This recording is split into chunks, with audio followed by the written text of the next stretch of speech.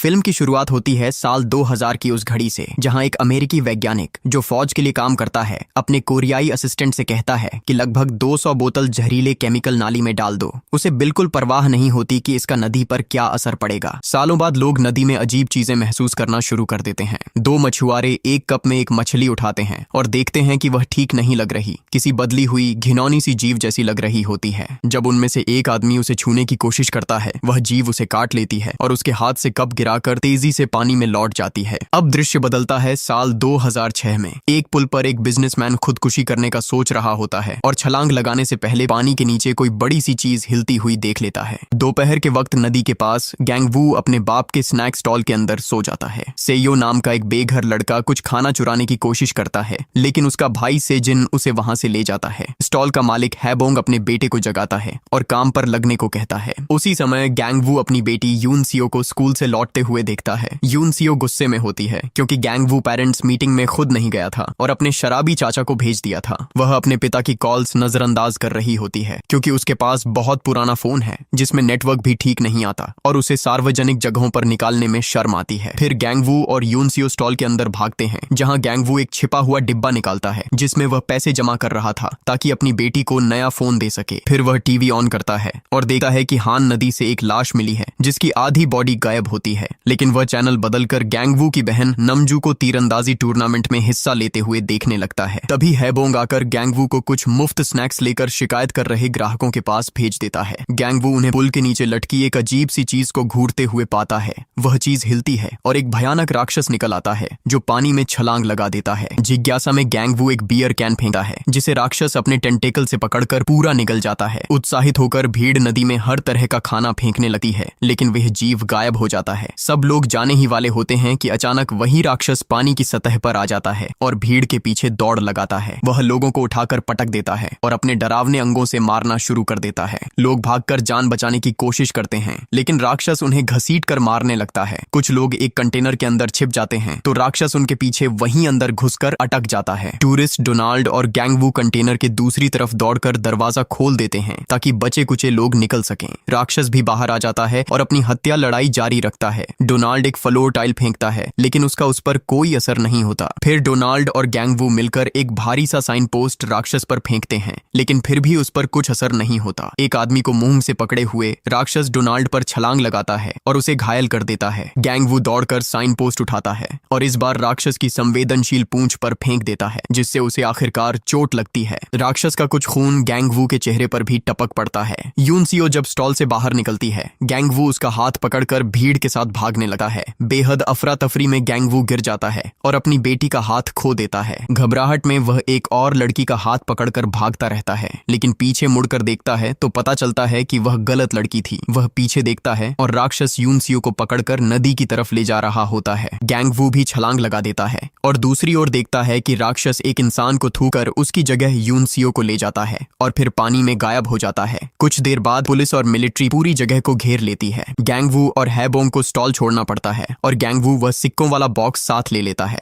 नदी का इलाका बंद कर दिया जाता है और सभी पीड़ितों के लिए अंतिम संस्कार रखा जाता है। नमजू अपना कांस्य पदक लेकर आती है और अपनी मरी हुई भतीजी के लिए रोती है। तीसरा भाई नम भी आ जाता है, जो परिवार का अकेला कॉलेज शिक्षित व्यक्ति है, लेकिन इस समय बेरोजगार है क्योंकि पहले वह एक एक्टिविस्ट रह चुका है। पूरा परिवार जमीन पर गिरकर रोना धोना शुरू कर देता है, जिसकी वजह से रिपोर्टर्स उनकी तरफ दौड़कर उनकी तस्वीरें और वीडियो लेने लगते हैं। नम बताता है कि उसने सुना है गैंगवू ने गलत हाथ पकड़ लिया था और वह अपने भाई को इस बड़ी गलती के लिए ताना मारता है। इससे दोनों में झगड़ा हो जाता है और अधिकारियों को बीच में आना पड़ता है। इसी समय कुछ हैजमैट सूट पहने लोग कमरे में घुसते हैं और एक अजीब सा धुआं फैलने लगता है। एक एजेंट पूछता है कि क्या किसी ने उस जीव को छुआ था। गैंगवू बताता है कि उसका खून उसके चेहरे पर गिरा था। यह सुनकर टीम उसे एक खास बैग में डालकर घसीटते हुए ले जाती है। तभी न्यूज इस घटना को पूरी तरह कवर करना शुरू कर देती है। डोनाल्ड एक अमेरिकी सेना का सार्जेंट था और उसका एक बाजू गया, इसलिए उसे यूएस आर्मी अस्पताल भेजा गया। सैन्य डॉक्टरों को पता चलता है कि जिन शरीर के हिस्सों का संपर्क उस जीव से हुआ था वे अजीब प्रतिक्रिया दिखाने लगे हैं और वे इसे एक अज्ञात वायरस का नतीजा बताते हैं। अमेरिकी सेना एक सैंपल सीडीसी को भेजती है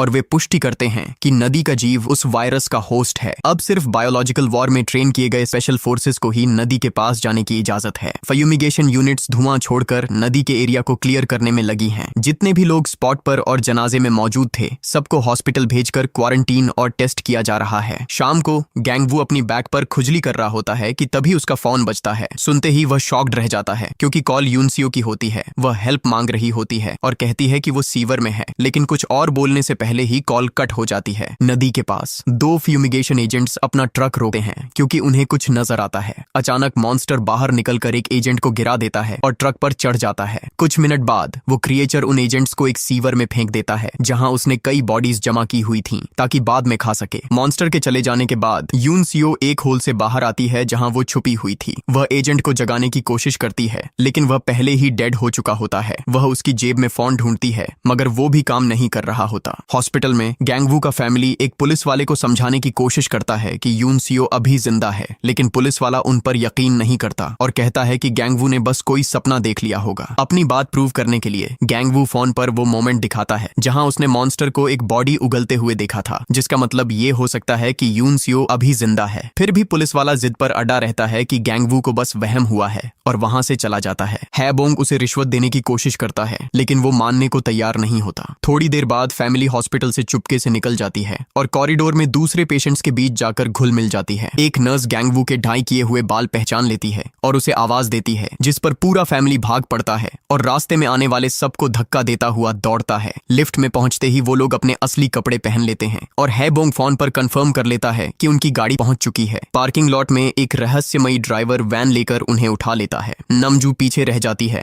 और लगता है उसे छोड़ दिया जाएगा, लेकिन ड्राइवर पीछा कर रही गाड़ी से बचते हुए मुड़कर उसे भी उठा लेता है। एक पुलिस वाला भी वैन में चढ़ने की कोशिश करता है तो गैंगवू उसे जोर से धक्का देकर गिरा देता है। कुछ देर बाद वो लोग शहर के बाहर एक वेयर हाउस पहुंचते हैं जहां पता चलता है कि हैबोंग ने कुछ क्रिमिनल्स को हायर किया हुआ था ताकि फैमिली को हॉस्पिटल से बाहर निकालकर वो सामान दिलाया जा सके जो यूनसियो को ढूंढने में काम आए। अंतिम बिल उम्मीद से बहुत ज्यादा आता है और क्रिमिनल्स उसकी ज्वेलरी लेने से इनकार कर देते हैं। इसके बजाय वे उसका क्रेडिट कार्ड ले लेते हैं। वैन के अंदर तीनों भाई बहन न्यूज देखते हैं और समझते हैं कि उन्हें वांटेड फ्यूजिटिव्स घोषित कर दिया गया है। फैमिली एक फ्यूमिगेशन ट्रक में निकलती है जो क्रिमिनल्स ने उनके लिए अरेंज किया था, जिसमें 2 हैजमैट सूट, कुछ वेपन्स और सीवर का मैप रखा हुआ था। गैंगवू और हैबोंग सूट पहन लेते हैं, जबकि नम और नमजू कंबल के नीचे छुपकर बैठे रहते हैं। सिक्योरिटी चेक पर मैनेजर शक करता है क्योंकि कंपनी का नाम आखिरी मिनट में जोड़ा गया था। हैबोंग उसे एक बैग फेंकता है रिश्वत के तौर पर और मैनेजर बैग खोलकर देखता है कि उसमें सिक्कों का वही बॉक्स रखा हुआ है। इसके बाद फैमिली मैप फॉलो करते हुए यूनसियो को ढूंढने के लिए सीवर की ओर बढ़ती है। कभी कभी गैंगवू ट्रक के पीछे दौड़ता है ताकि फ्यूमिगेशन का धुआं उसके ऊपर भी पड़े, क्योंकि वह अपनी बेटी के लिए खुद को साफ रखना चाहता है। कुछ घंटों की खोज के बाद उन्हें अंधेरे में कुछ हिलता हुआ दिखाई देता है।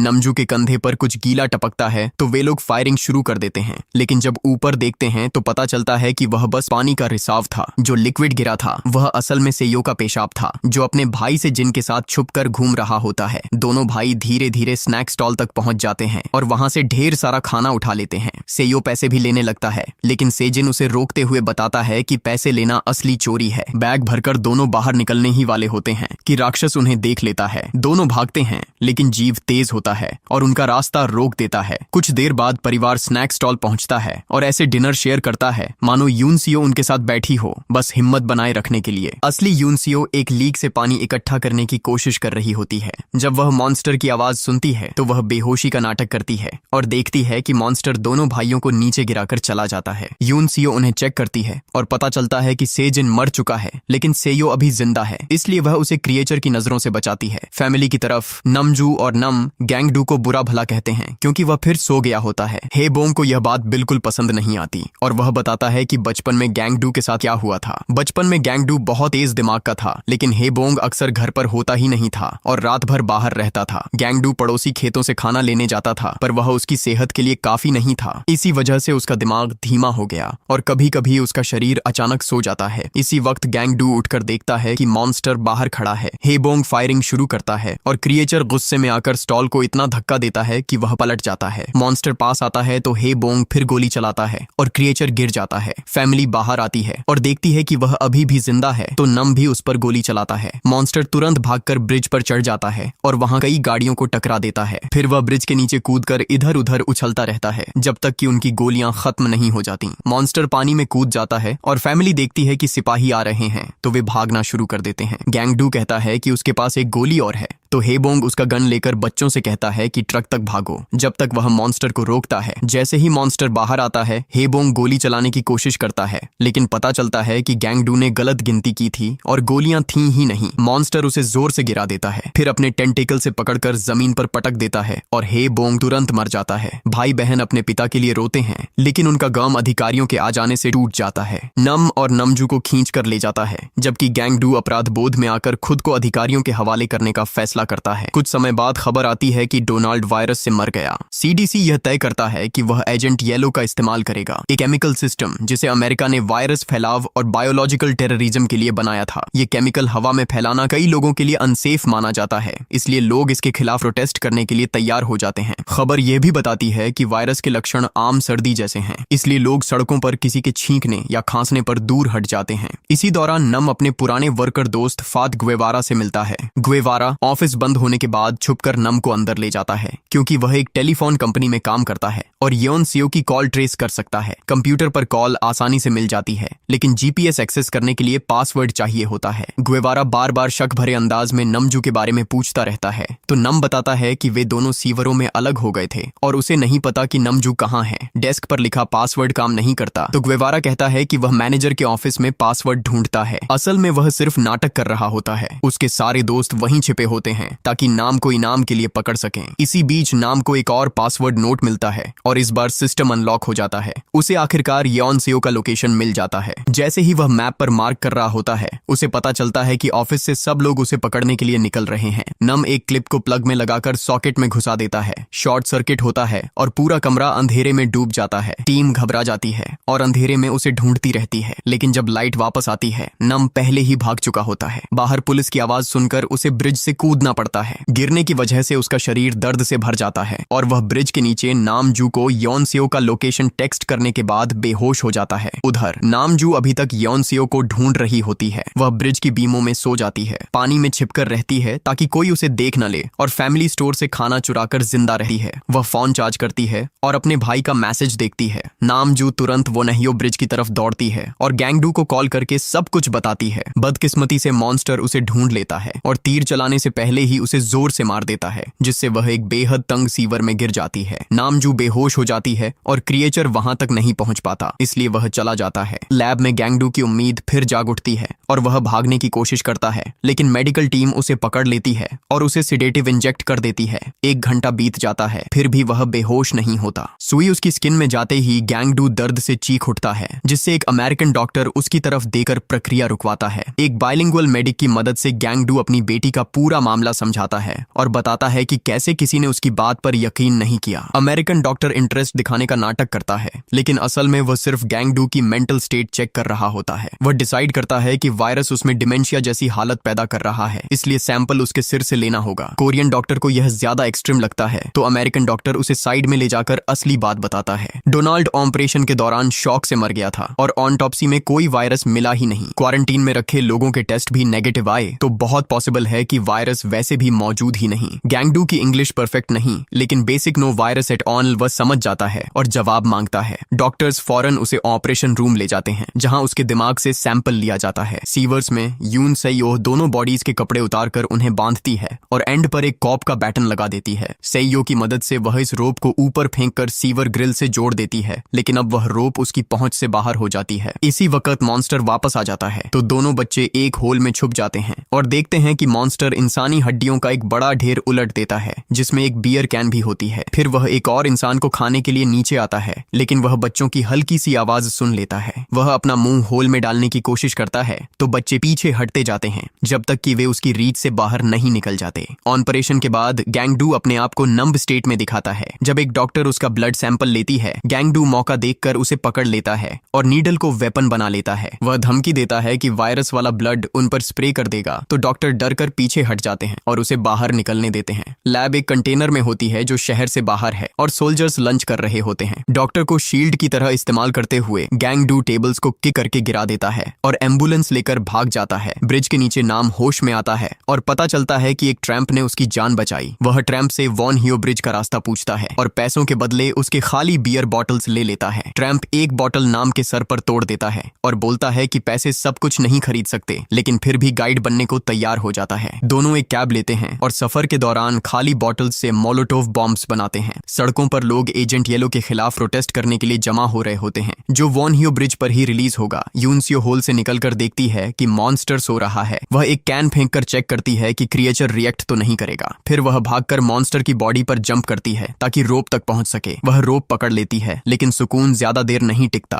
क्योंकि मॉन्स्टर अपनी टेंटेकल से उसे वापस नीचे खींच लेता है। क्रिएचर अभी भी सोता हुआ लगता है, हो सकता है ये नींद में ही कर रहा हो। यूनसियो अपने पैरों से हल्का सा हिलाती है जिससे क्रिएचर जाग जाता है। मॉन्स्टर फौरन दोनों बच्चों पर जंप कर देता है। कुछ मिनट बाद गैंग डू सही सीवर ढूंढ लेता है और वहां पड़ी हड्डियों का ढेर देकर टूट जाता है। सबसे बुरा सोचकर वह यूनसियो की रोप से नीचे उतरता है और उसके जैकेट पर लगा नेम टैग देख लेता है। उसी वक्त मॉन्स्टर वहां आ जाता है, लेकिन किस्मत से वह गैंग डू को नहीं देख पाता और आगे बढ़ जाता है। इसी दौरान नमजू होश में आती है और सीवर से बाहर चढ़कर देखती है कि क्रिएचर उसकी तरफ आ रहा है। वह अपना बो तैयार करती है, लेकिन गैंग डू की घबराहट उसका ध्यान तोड़ देती है। किनारे पर एक बड़ा हजूम एजेंट येलो के खिलाफ प्रोटेस्ट कर रहा होता है, जिनकी शर्ट्स पर गैंग डू की आजादी की डिमांड लिखी होती है। प्रोटेस्टर्स पुलिस से घिरे होते हैं और हटने से इनकार करते हैं, लेकिन जैसे ही मॉन्स्टर दिखाई देता है सब घबरा जाते हैं। पुलिस फायरिंग शुरू कर देती है और गैंग डू ब्रिज पर नजर आता है, सबसे गोली रोकने की अपील करता हुआ क्योंकि उसकी बेटी वहां होती है। वह पानी में जंप करता है और उसी वक्त ड्रोन एजेंट येलो रिलीज करता है और टॉक्सिक फ्यूम्स से पूरा इलाका भर जाता है। प्रोटेस्टर्स बेहाल हो जाते हैं। क्रिएचर भी बीमार पड़ने लगता है और एक और कॉप उसे मारने लगता है, लेकिन गैंग डू उसे रोक देता है। मॉन्स्टर दर्द में जमीन पर तड़प रहा होता है तो गैंग डू मौका देखकर उसके मुंह में हाथ डालकर एक इंसानी हाथ पकड़ लेता है। वह फौरन खींचकर दोनों बच्चों को बाहर निकालता है जो बदकिस्मती से मर चुके होते हैं।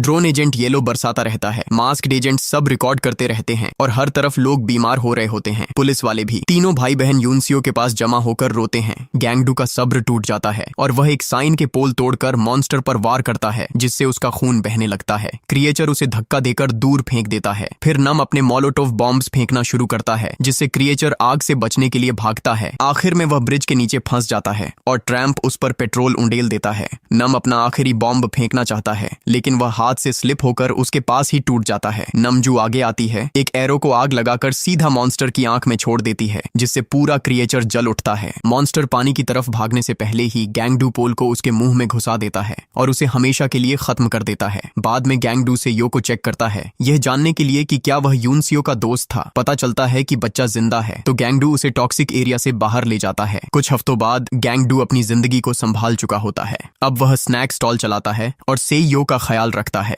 एक रात डिनर के दौरान टीवी पर यूएस अथॉरिटीज तस्लीम करते हैं कि कोई वायरस था ही नहीं, लेकिन गैंग डू और सेइयो टीवी बंद कर देते हैं ताकि आराम से खाना खा सकें। अगर आपको यह वीडियो पसंद आई हो तो प्लीज चैनल को सब्सक्राइब जरूर करें और बेल आइकन को भी प्रेस कर दें ताकि ऐसी और वीडियो आप तक पहुंचती रहे। देखने के लिए धन्यवाद।